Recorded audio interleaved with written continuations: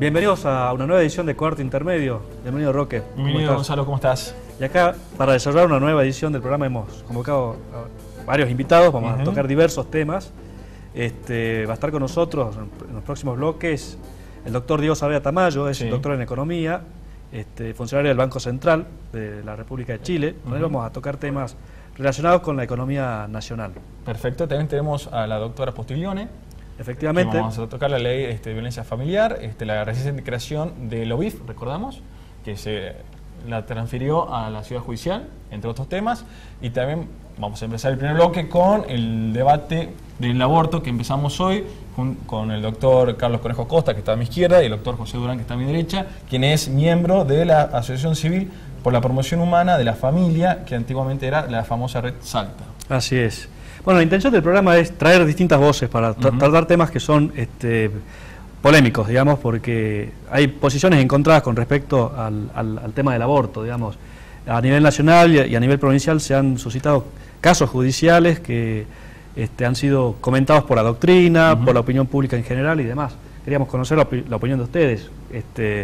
Para eso, bueno, José Durán, ustedes vienen trabajando desde una fundación, de una asociación, ¿verdad? Sí, desde una fundación que tiene por objeto la protección y la promoción de la familia, centrada sobre todo en la protección y la promoción de la mujer.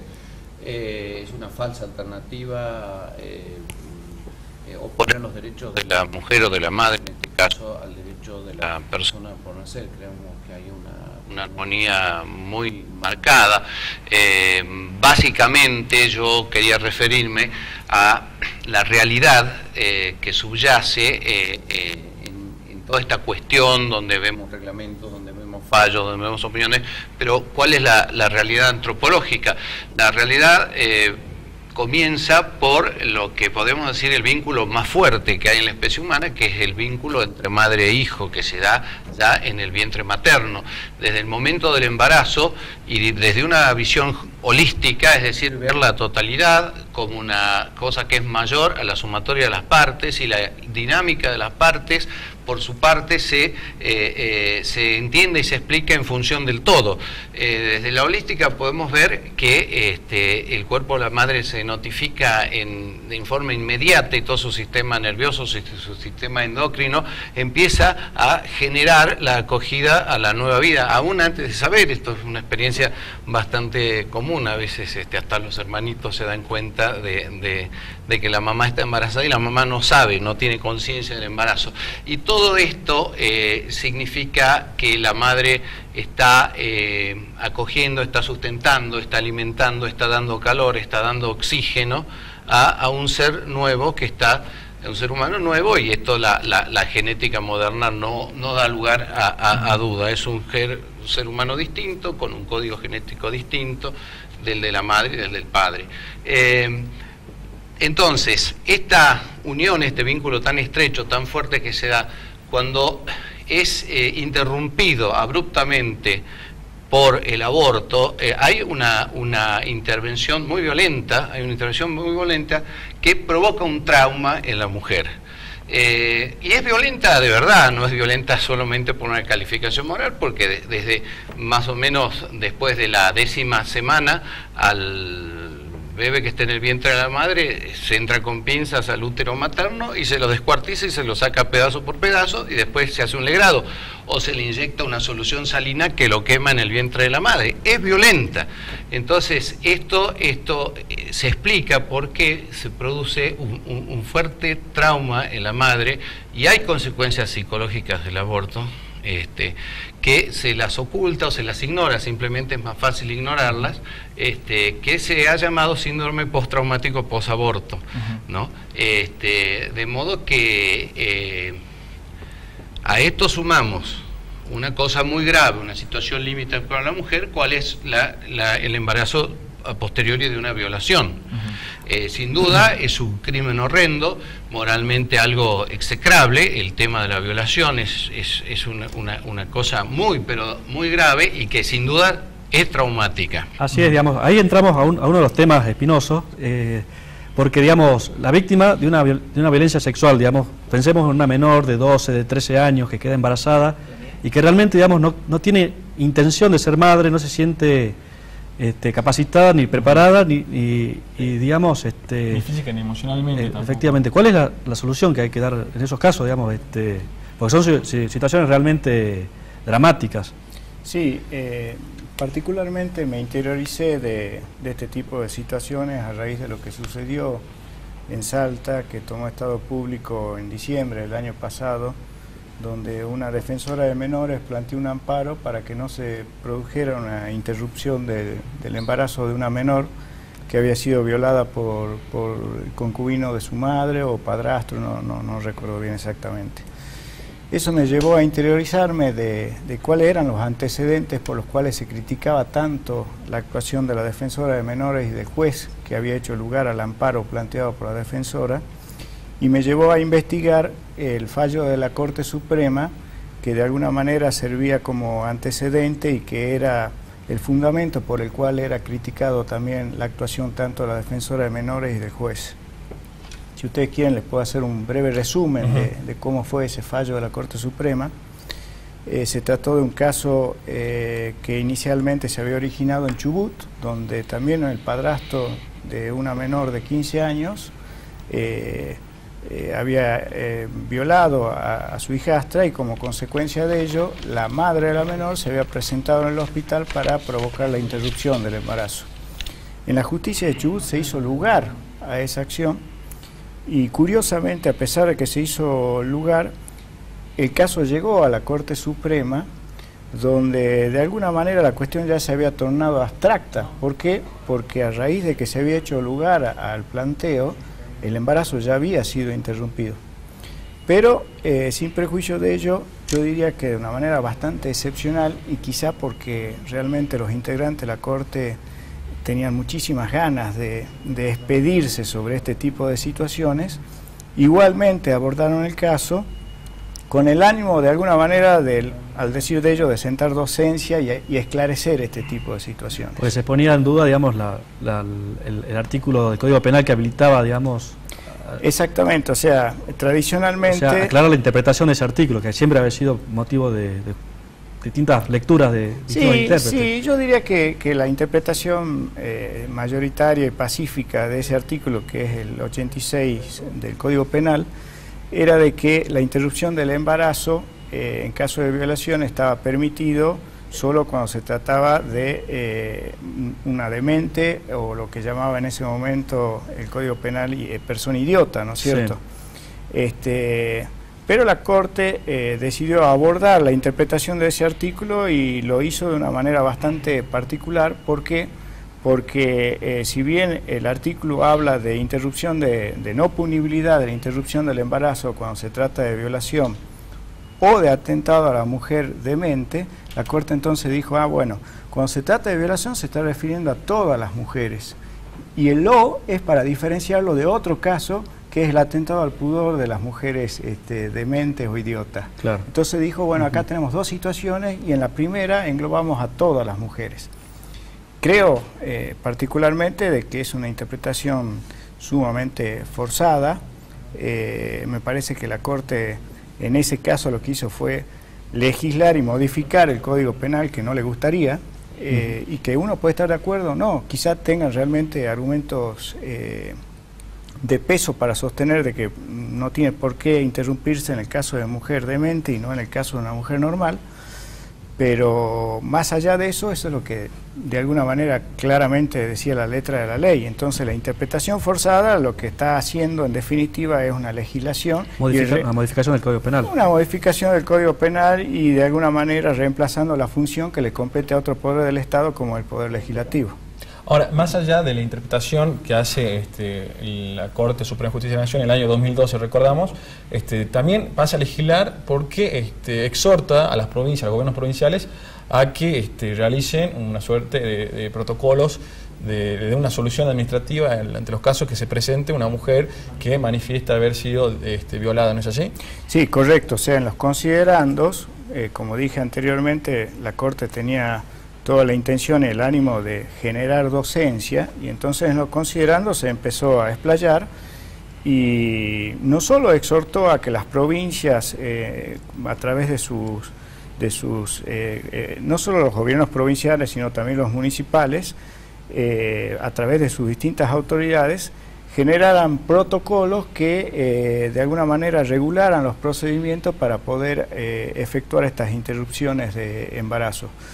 Y no solo exhortó a las provincias, sino que la Corte diría que fue mucho más allá e incluso llegó, entre comillas, a advertir a cualquier profesional médico o autoridad judicial que pudiera poner algún otro tipo de requisito más que los que la Corte en esos consideraban que eran necesarios.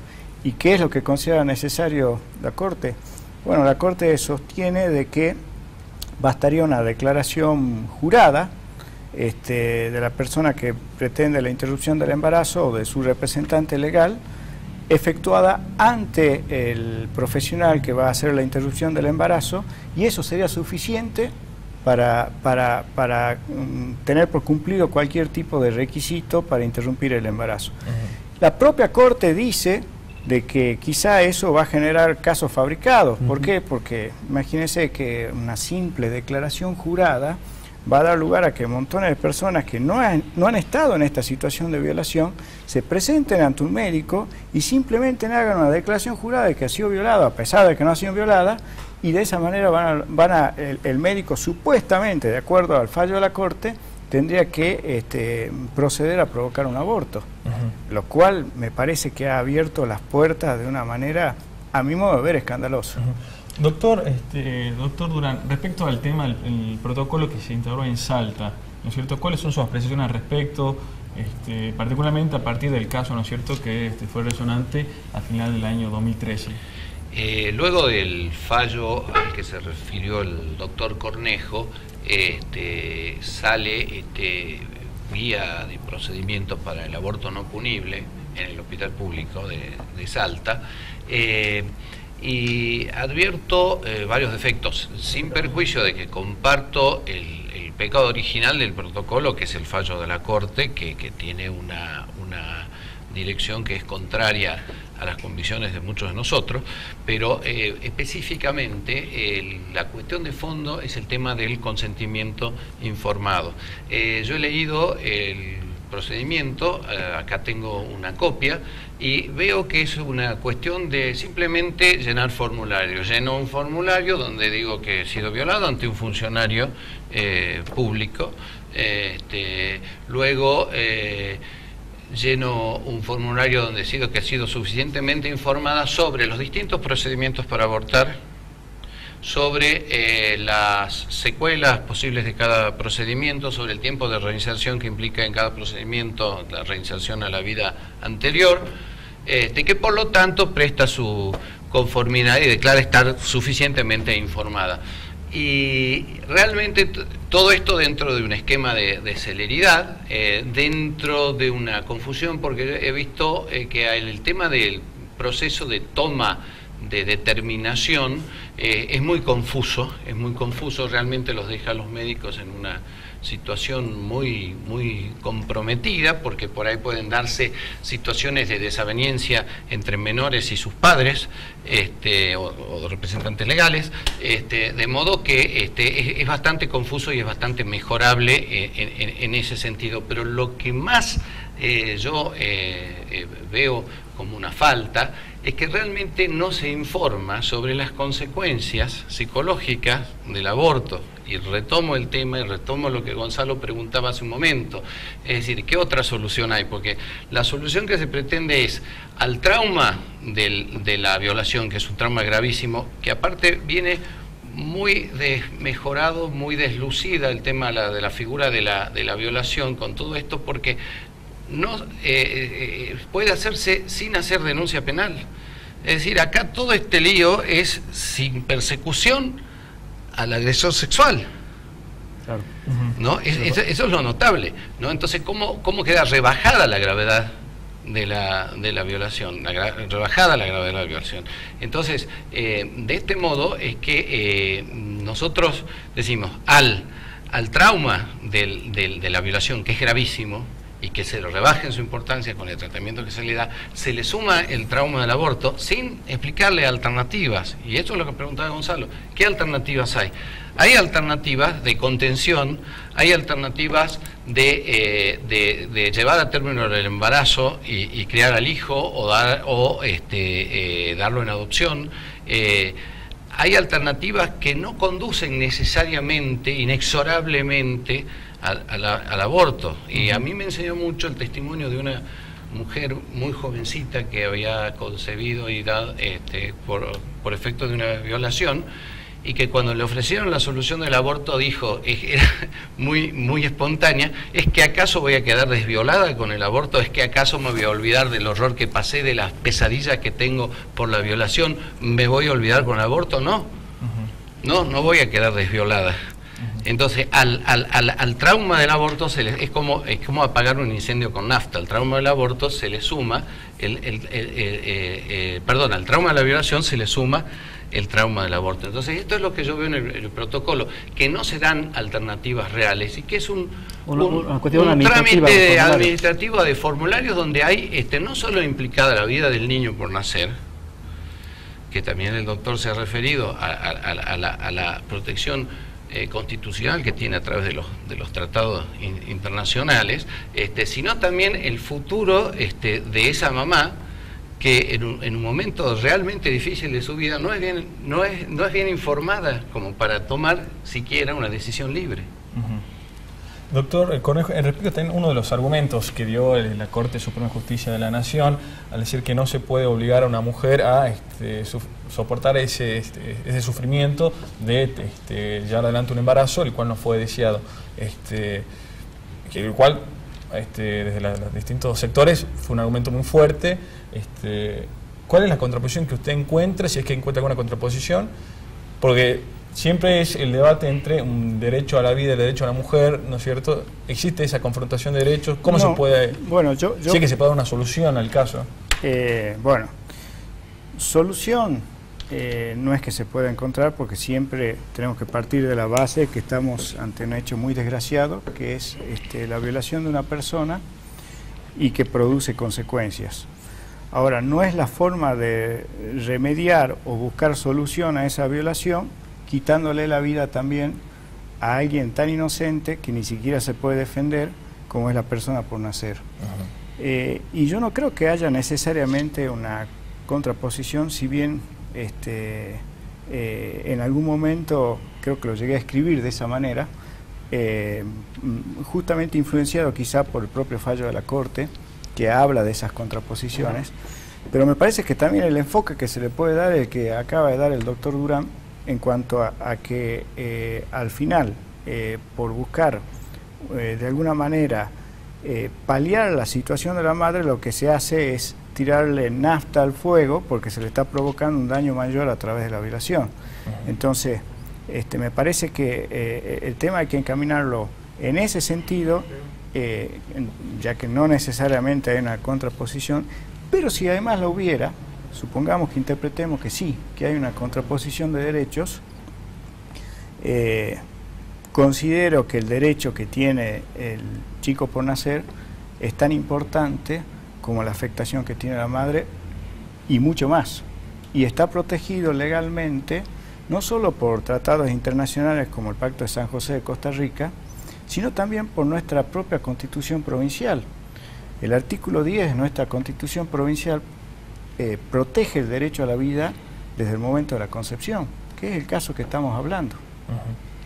Y un principio de derechos humanos es, digamos, que cuando hay un conflicto de intereses en este caso entre la mujer y la persona por nacer, digamos, hay que proteger al más vulnerable, digamos. Prevalecer. ¿Y quién es el más vulnerable?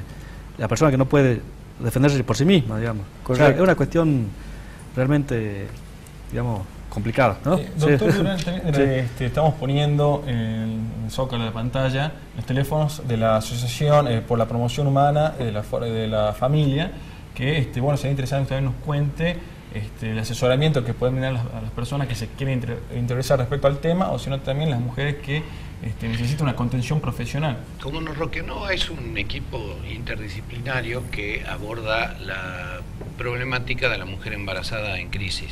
Y también acoge a aquella mujer que ha abortado, que ha interrumpido el embarazo, la acoge en amistad y en fraternidad. Casualmente, por eso es que tenemos experiencia del síndrome post-aborto, porque no nos la contaron, digamos, ¿no? A pesar de que se oculta. Y también se hace difusión, digamos, de todos estos temas. Yo creo que acá, cuando se debaten estos temas, enseguida se achacan clichés y calificativos y más que calificativos, descalificativos, y lo que tenemos que hacer es dialogar. Yo quiero dialogar, yo no considero que uno posee la verdad absoluta y que debo ver como enemigo al que piensa distinto de mí. Justamente en este programa hemos tenido, ya hemos entrevistado a la doctora, a la defensora oficial, a la doctora Huira, y también a la ministra de Justicia, la doctora Caletti, respecto a este tema. ¿Ustedes tuvieron algún encuentro con el gobierno al respecto cuando se trató el tema del protocolo? ¿Tuvieron alguna reunión? No particularmente, no. Bueno, importante, digamos. Pero la disposición está, por supuesto, para dialogar en ese sentido, porque casualmente cuando uno trata con una mujer en crisis lo que hace es dialogar. Y muchas veces el embarazo es la consecuencia y no la causa de una situación muy mala que tiene la mujer. Nadie va a abortar alegremente, tilingamente, por así decirlo. Van con un grave problema. Entonces, sin juzgarla y desde el apoyo afectuoso, humano a la persona que concurre, en una de esas toma conciencia de que tiene una serie de causas que la han llevado a este efecto no querido, pero que eliminando el efecto no solo se va a traumatizar, no solo va a tener un problema más grave con que lidiar en el futuro, ¿no? Sino que no va a resolver ninguna de sus causas anteriores, las causas que la llevaron a esta situación. Doctor Cornejo, para ir finalizando, respecto a, también se habló en el caso salteño, a la posibilidad de la destitución, de hacer un juicio político al juez Soria y a la defensora que actuó en el caso salteño. ¿Es posible, es viable? ¿Usted qué cree? Yo estoy totalmente en desacuerdo con ello, porque el fallo de la Corte Suprema, en primer lugar, es un fallo para un caso particular que no es aplicable, como se dice en derecho, erga omnes, es decir, para todos. Cuando la Corte falla para ese caso en particular, y si bien los jueces en principio tienen cierto, lo que se llama deber moral de seguir la doctrina de la Corte, no significa que estén necesariamente obligados a seguirlas, máxime cuando tienen fundamentos y convicciones para pensar de manera distinta y poder fundar su fallo de manera distinta. Por ejemplo, aún con este fallo dictado por la Corte, no se puede dejar de tener en cuenta que en numerosos también precedentes anteriores la Corte sostuvo de que sus fallos no prevalecen sobre la interpretación del derecho público local. Es decir, cuando la Corte dictó este fallo, no estaba teniendo en cuenta, por ejemplo, la Constitución de la provincia de Salta, que en su artículo 10 protege al niño por nacer de la concepción. Entonces nunca ese fallo puede ser aplicable a tabla rasa en la ciudad de Salta, cuando tenemos también normas de jerarquía constitucional, como la Constitución provincial, que tienen normas expresas que contradicen lo que dice ese fallo. Y no solo eso, ya que, por ejemplo, el hecho de que la Corte haya considerado no punible esa acción, no significa de que estemos frente a una acción loable. Es decir, hay situaciones donde la justicia puede interpretar que no hay un delito penal, como sería el caso de lo que hizo la Corte en este caso. Pero también hay lo que se llaman delitos civiles o la obligación de no dañar a otro que está fundada en el derecho civil. De manera que, más allá de la punibilidad o no, el hecho de dañar a otro no le quita antijuricidad. No le quita antijuricidad, esa es la palabra exacta. No le quita antijuricidad, o sea que un juez, aún con ese fallo de la Corte, podría perfectamente considerar de que la interrupción del embarazo no es posible cuando está dañando a una persona por nacer. Bueno, doctor Carlos Conejo Costas, doctor José Durán, muchísimas gracias. El debate va a seguir. Pusimos en pantalla el teléfono de la asociación. ¿En qué horario se pueden comunicar? En horario comercial, digamos. Bueno, el debate va a seguir, así que vamos a seguir trayendo más invitados, bueno, de una postura o de la otra. Así que la invitación está abierta a que vuelvan seguramente en otros programas. Muchas gracias. Bueno, muchas gracias. Vamos muchas gracias. al corte y seguimos acá en Cuarto Intermedio.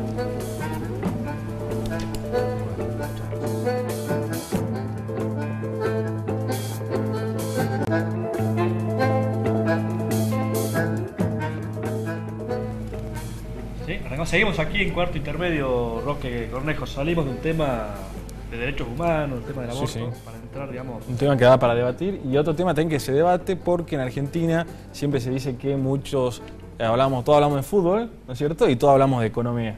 Así es. Hoy trajimos a un especialista.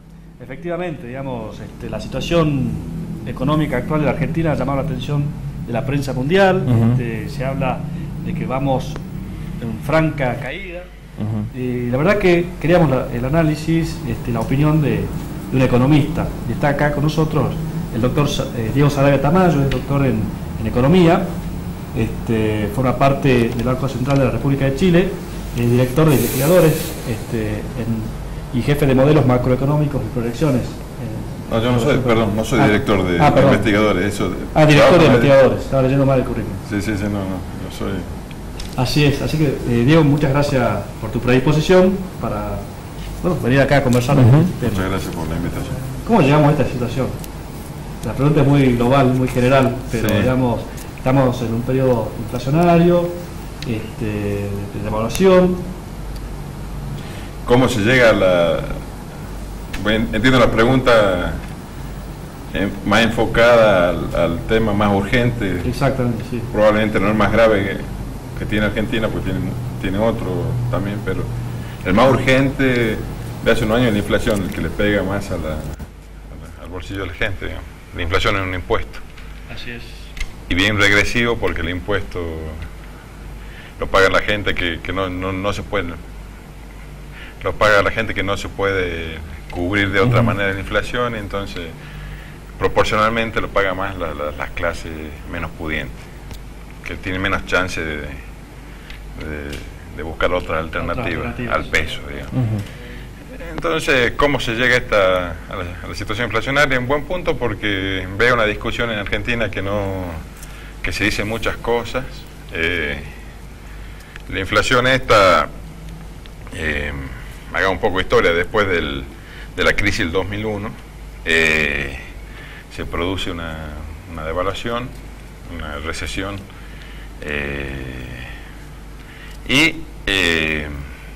bueno, al principio la economía funcionó bien, no se traspasó precios, pero después empezó a ocuparse la capacidad y se traspasó precios. La situación actual es de expansión monetaria desde hace unos años, y esa es la causa de la inflación. La política monetaria seguida, de muy poco cuidado en la expansión monetaria. Un banco central que no ha sido para nada autónomo, y reconocidamente no ha sido autónomo, a diferencia de otros países. Está financiando al Tesoro, al déficit fiscal, que empezó a ser más importante en los últimos años debido a subsidios y otras cosas. Y bueno, y eso cuando el Banco Central prende la maquinita para financiar al gobierno, pasan estas cosas. Hay inflación, y eso no es nuevo, eso pasó... Es cíclico, digamos. Pasó siempre. País. Sí, el tema del déficit fiscal y es curioso porque lo que es cíclico más que cíclico, ocurre cada cierto tiempo, son las situaciones difíciles económicas que se encuentra el país a causa de un déficit fiscal. Y eso pasó también en la segunda mitad de ¿Podrían explicar un poco en qué consiste el déficit fiscal? Así la gente el déficit fiscal es cuando el gobierno gasta más de los ingresos que recibe, ¿sí? Y en una situación como la Argentina actual, que no tiene acceso a los mercados de capitales para endeudarse, para financiar el déficit, ese déficit fiscal, se necesita plata. ¿Y quién la pone plata? El Banco Central. Eso es lo que se conocía en los 80 como prender la maquinita. Todo el mundo hablaba de la maquinita, prendía la maquinita y genera inflación. Eso es lo que pasa. A mí me preocupa mucho porque escucho mucha gente hablar de otros factores que no hacen, que no son relevantes para explicar la inflación. Puede ser relevante para explicar otra cosa. Por ejemplo, la especulación de los empresarios, o la falta de competencia del mercado, o los monopolios. Los monopolios son veneno para mí, sí, está mal, pero no hay que echar la culpa de la inflación, habrá que echar la culpa de otras distorsiones, ¿sí? Y pensar en verde o ahorrar sin buscar ahorrar en dólares. Y bueno, y eso es por la inestabilidad histórica de la moneda argentina. Y los controles que se aplicaron al respecto, ¿usted cree que no? ¿Al cepo cambiario te referís? Al cepo cambiario no... Y el cepo cambiario llamado cepo cambiario. Es lo mismo. O sea, la causa de esto es... A ver, ¿qué pasa? El gobierno... imagínate una familia. En una familia uno no puede gastar por mucho tiempo más de lo que recibe, ¿sí? Si gasta por un periodo de tiempo más, alguien le presta. Y después devuelve. Y así sigue la cosa. Bueno, acá hubo un default, uno de los más grandes de la historia con el 2000... ¿Cuándo fue? En 2003, sí, seguimos en default. Entonces, al almacenero que no le paga, se te hace difícil pedirle fiado, ¿no es cierto? Entonces, lo mismo pasa con los mercocapitales. Ahora, y el gobierno no entiende eso. O sea, por más que hable de que es culpa de la especulación, la inflación, que utilicen entre los motivos una arenga más política, yo creo que saben que necesitan acceso al mercado capital. Por eso Kicillof fue a hablar. Fíjate vos cómo cambia, perdón, termino una frase, fue a hablar al Club de París. ¿Qué es el Club de París? Es un club ahí de países acreedores, ¿sí? Para mí no va a tener mucho éxito. ¿Por qué no va a tener mucho éxito? Porque una de las causas, uno de los requisitos que tiene el Club de París es tener un acuerdo con el Fondo Monetario. El Fondo Monetario hasta ayer, digo hasta ayer porque hoy día salió el nuevo IPC, cuestionaba hasta el índice de precios. O sea, es una cosa que realmente no hay crédito. En cuestiones tan básicas como es, digamos... Claro, entonces no hay acceso al mercado de capitales, ¿sí?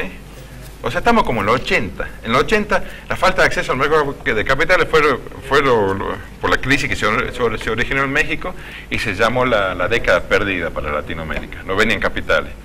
¿Y qué pasó? Financiaban el déficit fiscal emitiendo platita. Y ahí, hiperinflación. Estamos en la misma. El Banco Central está emitiendo dinero para financiar al fisco. Pero saben que la inflación viene por ahí. Para mí tienen que saber, porque es bastante obvio, digamos. Entonces saben que viene por ahí, pero no les queda mucha alternativa. ¿Por qué? Porque bajar el déficit implica bajar gastos, ¿sí? O subir ingresos, pero principalmente... El famoso recorte. Claro, o sea, el ajuste se estaba produciendo. Si la inflación o sea, subir la tasa de inflación es como subir la tasa de impuestos. O sea, es un ajuste. No les gusta hablar de ajuste, hablan del ajuste neoliberal.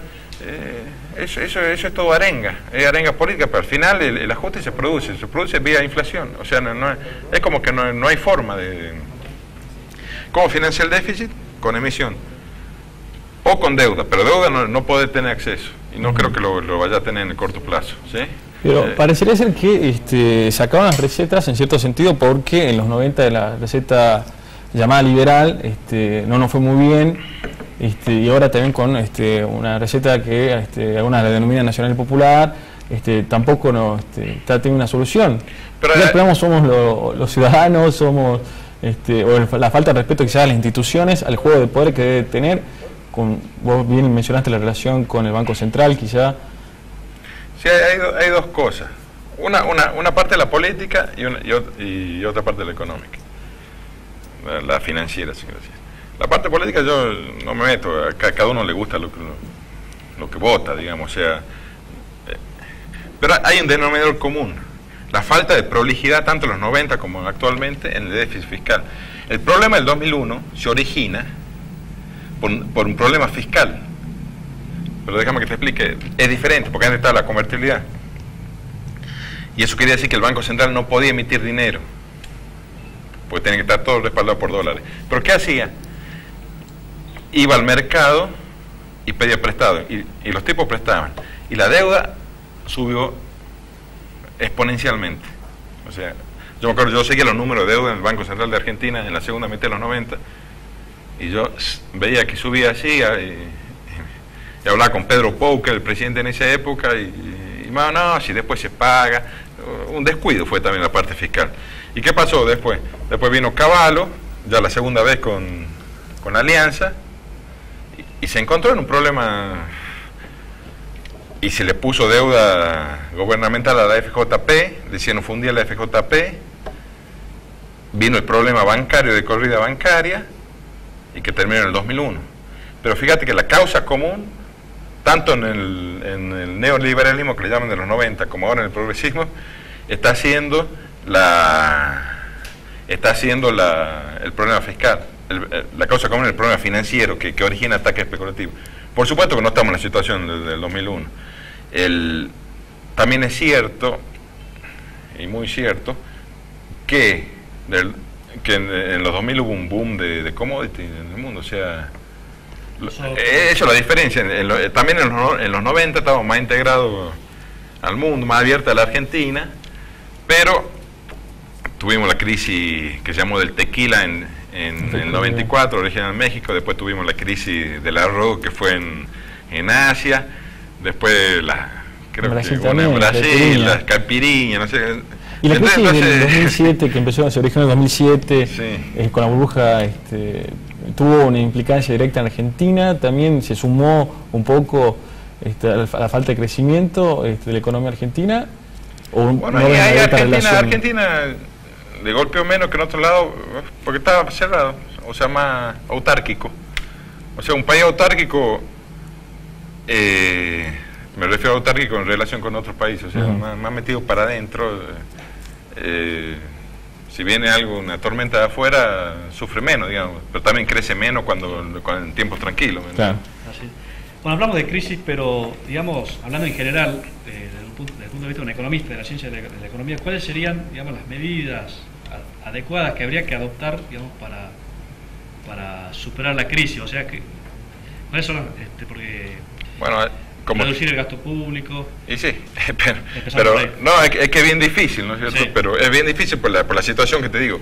Déficit y no te prestan, claro, y emitís, entonces se genera inflación, es bien difícil. Bueno, el déficit hay que solucionar. Lo mejor sería que nos empiecen a prestar de vuelta plata, pero hay problemas políticos porque hubo un desprecio hacia el endeudamiento externo. Pero lo mejor sería que no empiecen a prestar plata, así sería mucho más fácil. Segundo, digo segundo en orden, no porque sea más o menos importante, un banco central autónomo, manejado por gente profesional. Eso es lo que quería ir, digamos, porque ¿cuál es el rol que cumple el Banco Central en una crisis?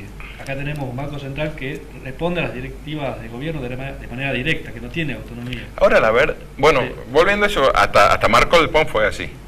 Pero señor Fábrega, la verdad que no lo conozco, pero creo que tiene más noción de por dónde hay que ir, pero por lo menos rescata pesos, se da cuenta que el exceso de pesos hace subir los precios. Lo que habría que hacer, reducir el gasto. Me van a decir, ¿te gusta el ajuste? No, no me gusta el ajuste, pero la inflación también es ajuste, es impuesto al más pobre. Entonces, reducir el gasto, o sea, un ordenamiento financiero. Segundo, autonomía del Banco Central, tiene que ser más autónomo. La autonomía del Banco Central se aprendió a finales de los 80, porque se dieron cuenta que la amistad amistad entre comillas, sí, que el Ministerio de Economía y el Banco Central, si el Ministro de Economía le pide plata al Banco Central, se genera inflación. Entonces dijeron, bueno, hagamos algo autónomo. El Banco Central de Chile es bien autónomo, está manejado por un consejo, todo con doctorado afuera, es un banco técnico. o sea, que tiene buena relación con el de economía, pero el de Hacienda se llama ya, pero un banco técnico. Eso es fundamental, la parte institucional. Y endeudamiento, autonomía y, por supuesto, tener un dominio, una política antiinflacionaria ya a esta altura, que podría ser lo que se llama, en inglés, inflation targeting, perdón, en español es meta de inflación, esquema de meta de inflación. Eso se utiliza en Suecia, en Chile. ¿Y qué consiste? Y tener una meta de inflación, decir, bueno, en Chile en 2 años, tener en un plazo de 2 años, tener una meta de inflación de 3%. Y hacer la política monetaria siguiendo ese objetivo. Queda eso, si uno lo cumple, uno invierte en reputación, le da previsibilidad al mercado, la gente invierte, o sea, otra forma sería, bueno, se podría hacer, manejar el tipo de cambio, pero siempre atacando la inflación, controlando la política monetaria. Marcó en el periodo anterior a este señor, Fábrega, la política monetaria era, se decía que el Banco Central tenía que estar inmerso en el desarrollo del país. Hay confusión de los roles institucionales. A mí me parece perfecto ese desarrollo. Yo en este momento no estoy hablando nada de política, no estoy diciendo que me gusta más los 90 que la política de ahora de Kirchner, no estoy diciendo nada de política. Estoy hablando de temas financieros. O sea, al final, por más que sean de izquierda o de derecha, una familia sabe que no puede gastar siempre más de lo que gana, porque si no, en algún momento ajustas, ya sea de izquierda o de derecha. ¿Vos crees que sería necesario eso, no es cierto? ¿Sería necesario un acuerdo en distintos sectores, porque se vienen también años electorales, establecer políticas nacionales, ¿no es cierto?, de hacia dónde queremos ir, hacia dónde debemos... Bueno, eso se lo dejo, eso es tarea de los políticos, pero también de los políticos. Yo como economista, yo digo, para bajar la inflación, el Banco Central tiene que hacer una política monetaria congruente, ¿sí? Y no ponerse de acuerdo entre nadie. Si el Banco Central tiene que ser un organismo autónomo nacional, el que maneja la plata del país. Después, los políticos, o por medio de elecciones, eso no dije nada, dirán qué camino quieren seguir, si quieren un camino más progresista, un camino más de mercado, más, bueno, que le llaman neoliberal, que yo no entiendo mucho, no comparto las definiciones, para mí son antojadizas y más de arenga a la tropa que otra cosa, pero... Así es. Tenemos que cerrar el bloque. Sí, muy interesante. Muchísimas gracias. Muchas gracias. Gracias a ustedes por tu presencia acá en el programa. No, gracias a ustedes, gracias a ustedes. Vamos a un pequeñísimo corte. Vamos y volvemos con la doctora Postiglione.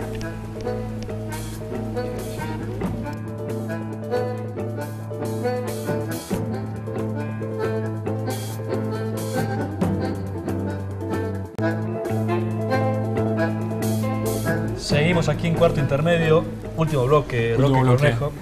Acá recibimos a nuestra invitada, la doctora María Laura Postiglione.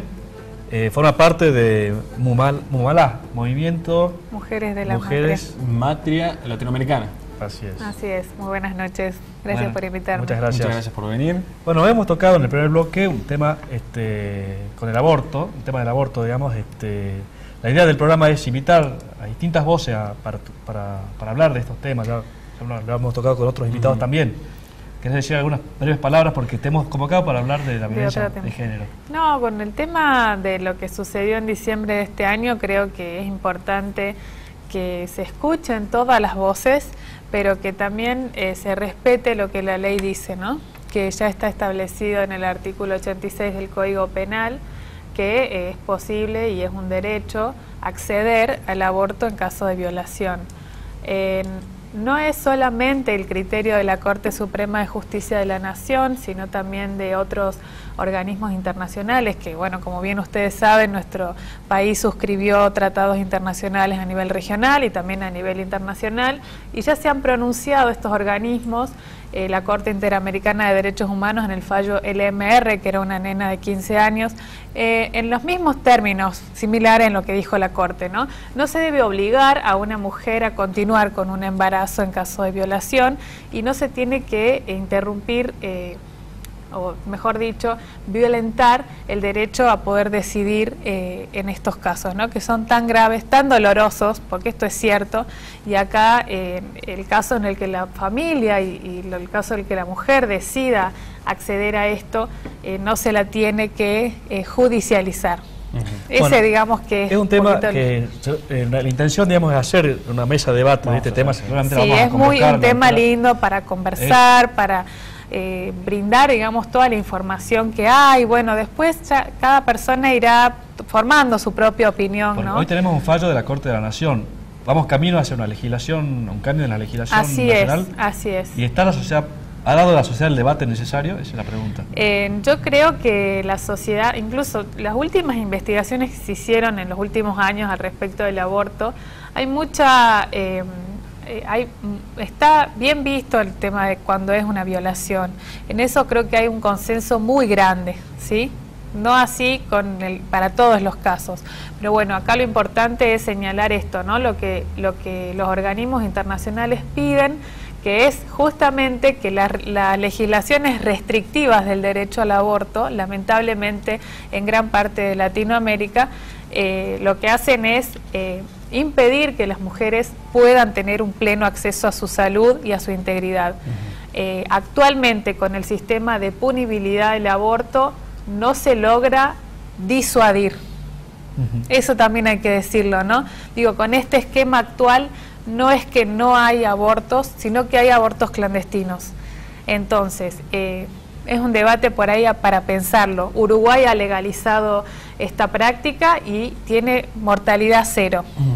Bueno. Entonces, por ahí también hay que empezar a analizar qué sucede en otros países, cómo viene funcionando y bueno, es un debate, bueno, como digo, muy rico y que está bueno. Bueno, nuestro compromiso es organizar, digamos, la idea, la tenemos hace varios días, digamos, hace varias semanas, pero lo vamos a hacer. Doctora Postiglione, respecto también al tema, bueno, en la mayoría de las violaciones suceden en el núcleo familiar, ¿no es cierto?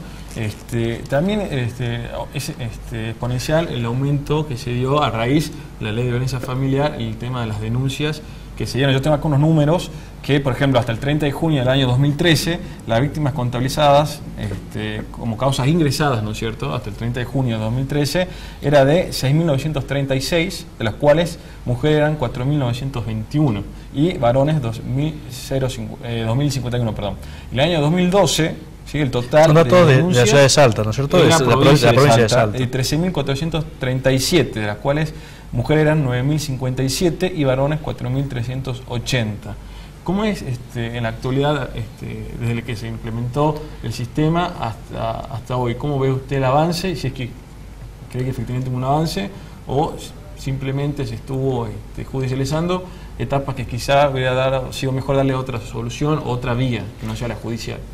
Bien, actualmente están vigentes dos leyes, una a nivel provincial que habla de la violencia familiar o que se da en el ámbito de la familia, un concepto de familia ampliada donde incluso se incluyen a las parejas o exparejas, a cualquier miembro conviviente, tengan o no vínculo de consanguinidad. O a los novios, también a los novios.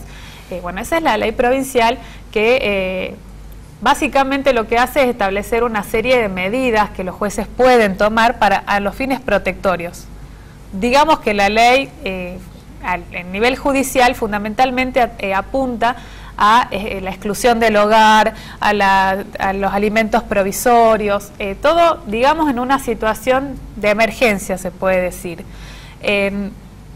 También esta ley provincial, que es la 7.403, tiene una serie de políticas públicas que tendrían que existir a nivel provincial para acompañar desde el Estado, desde el Ejecutivo, todas estas medidas. También existe la ley nacional 26.485, que es de 2009 y que es mucho más amplia que la violencia familiar y que abarca otras situaciones novedosas para muchos, como es la violencia institucional, la violencia laboral, la violencia obstétrica. Entonces, esa ley, que es mucho más amplia, todavía en Salta, digamos que todavía no se está aplicando como nos gustaría. Ahí yo les mostraba que está actualmente en el Senado un proyecto para aplicar la parte procedimental de esta ley a los fines de que realmente pueda darse el procedimiento adecuado en los tribunales locales.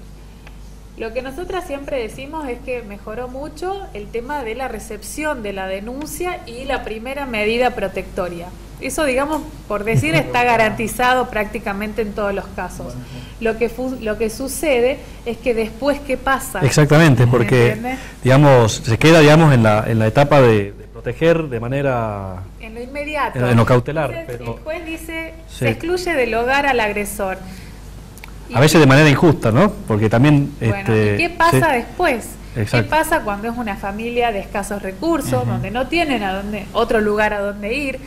Muchas veces el agresor regresa a su casa, la mujer está sola. Falta toda una red de contención que nosotros llamamos la falta de articulación con el Ejecutivo, digamos, ¿no? Y que es abordar, digamos, el problema de una manera multidisciplinaria, digamos. La intervención de psicólogos, de asistentes sociales y demás, que no llegan en tiempo... Que existen y que hay muchos equipos, pero no es suficiente, no es suficiente para lo que está pasando. Nosotras hemos planteado ya desde hace 2 años que se declare la emergencia provincial, a la vista de las cifras. Salta tiene un alto índice de femicidios también, que bueno, es la cara más cruda de esta realidad, y que tiene una serie de medidas que planteamos, digo, que haya suficientes domicilios seguros, suficientes redes de contención en los barrios, que haya personas que puedan acompañar a las víctimas durante este proceso, que no se agota en una medida protectoria. Claro.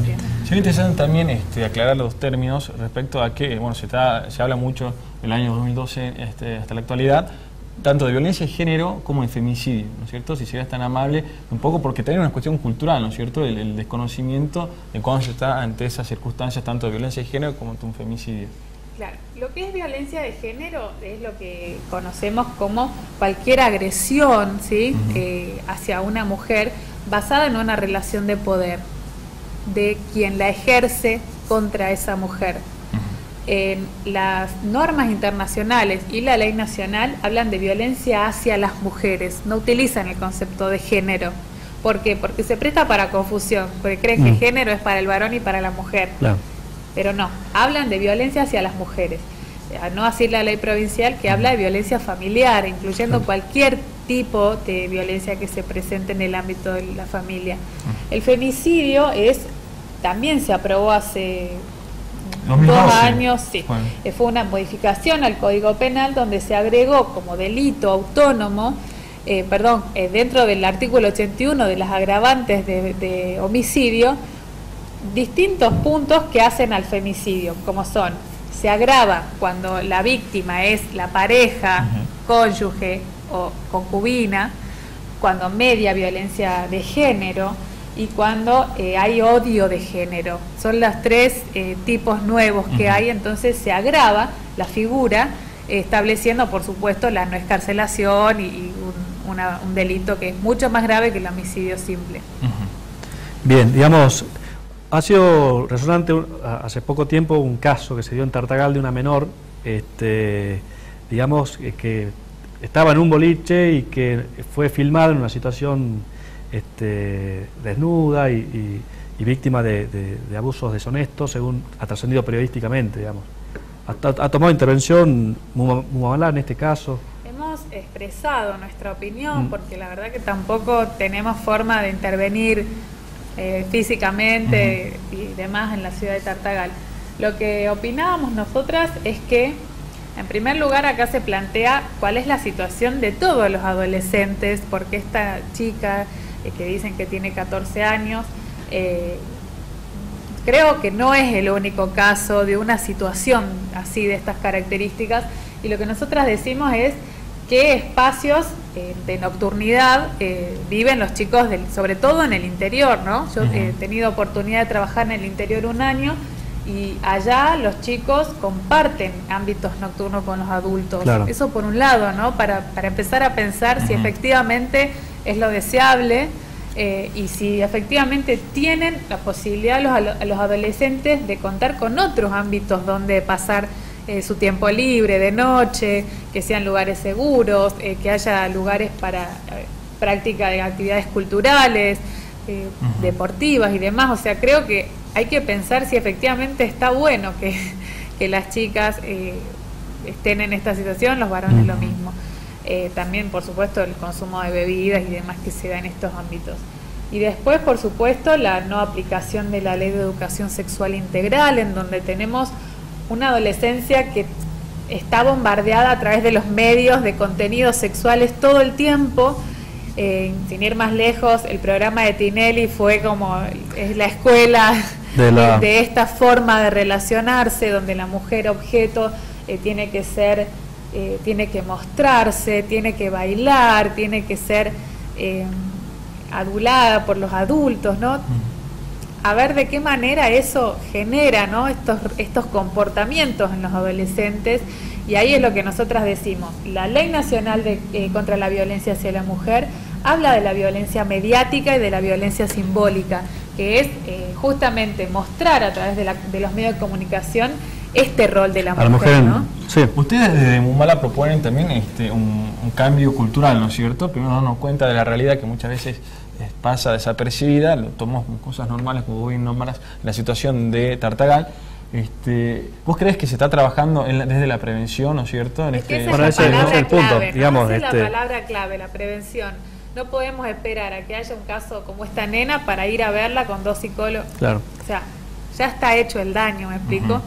No tendríamos que llegar a eso, tendríamos que hablar de una ley de educación sexual que tiene contenidos de prevención en violencia, de equidad entre varones y mujeres y de cuidado del cuerpo, que efectivamente se tendría que estar dando en todas las escuelas de la provincia. Lamentablemente no es así, y que bueno, justamente es lo que estamos planteando, la prevención pasa por ahí, ¿no? Por los mensajes que se emiten, por las formas en las cuales se muestra el cuerpo de la mujer.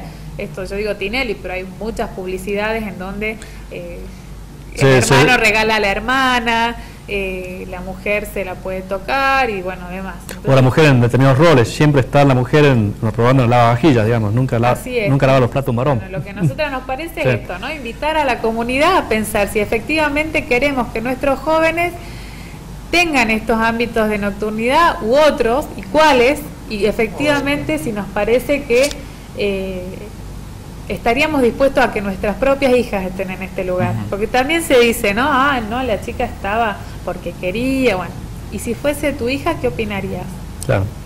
Yo preguntaría eso a muchos que por ahí expresaron esas opiniones. Y al respecto también, en tema de la violencia familiar, ¿vos crees que sea suficiente la contención que por ahí brinda los juzgados de familia? Porque recordemos que los que tratan originalmente son juzgados de familia, los temas de violencia familiar, que por ahí quizás no están preparados, primero de todo con la cantidad de empleados, ¿no es cierto?, a cargo, que ya tienen suficientes causas. Sobre todo teniendo en cuenta eso, y también digamos, con el problema que también es un tema penal, un tema muy íntimo, familiar. Muchas veces hay reincidencia, porque como bien decías, la mujer vuelve al hogar porque no tiene a dónde ir.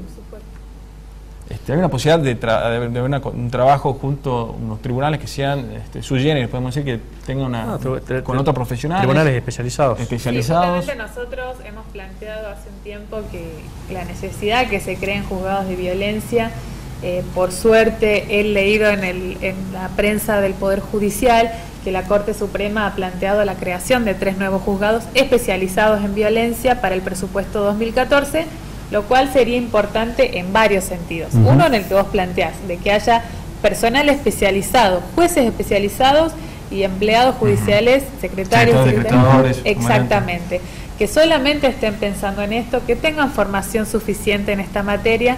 Como bien vos decís, es una materia compleja que aborda distintos fueros, podemos llamarle, ¿no es cierto? Y disciplinas. Distintas disciplinas. Y por el otro lado, creemos que mejoraría el sistema actual, porque lamentablemente en el Distrito Judicial Centro tenemos solamente 6 juzgados de familia, que ustedes bien saben. Cuando hay turno de violencia se paraliza todo, con casos que son totalmente importantes y urgentes, como son alimentos, como es tenencia, como son regímenes de visitas, divorcios y demás.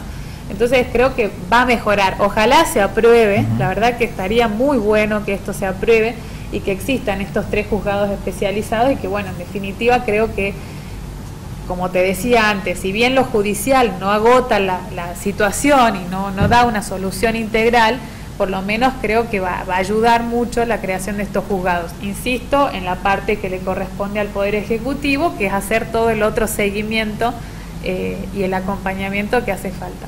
Así es. Y Mumala, perdón, Mumala, ¿cómo se lo puede encontrar al momento que ustedes tienen? ¿En Facebook, en una página de internet, Sí, algún tenemos teléfono? nuestro Facebook, que es Mumala Salta. Bueno, también informo que estamos trabajando por el próximo Encuentro Nacional de Mujeres, que ustedes bien saben se va a realizar acá en Salta, el 11, 12 y 13 de octubre. Y bueno, nosotras principalmente trabajamos lo que es difusión y promoción de los derechos de la mujer. Organizamos talleres de capacitación en la universidad, en colegios, y bueno, tratamos de empezar a hablar de todo. A crear conciencia, ¿no? Digamos. Sí, esa es nuestra principal función. ¿Cómo está integrado Mumala, digamos? ¿Hay profesiones Hay de distintas ramas? mujeres Varias. de distintas profesiones, somos 2 abogadas, una trabajadora social, una pedagoga y otras compañeras que están estudiando, y generalmente recibimos estudiantes que hacen sus prácticas de la UNSA, así que siempre somos varias las que estamos en el equipo. Sí, así es. Todas mujeres, bueno, en Mumala hay varones Todas también. Mujeres. Todas mujeres. Bien. Bueno, muchísimas gracias. Bueno, muchas gracias a ustedes. Nosotros nos despedimos. Sí, nos tenemos que despedir, así que bueno, recordamos los horarios en que nos pueden ver por la señal Somos Salta de Cablevisión, los viernes a las 3 de la tarde, los sábados a las 4:30 de la tarde, los martes a las 10 de la noche y los domingos a las 4 de la tarde también. Bueno, así que bueno, varias opciones para... No ver tiene el cosas para programa. no vernos. Nosotros nos reencontramos el próximo viernes aquí en Somos Salta. Muchas gracias.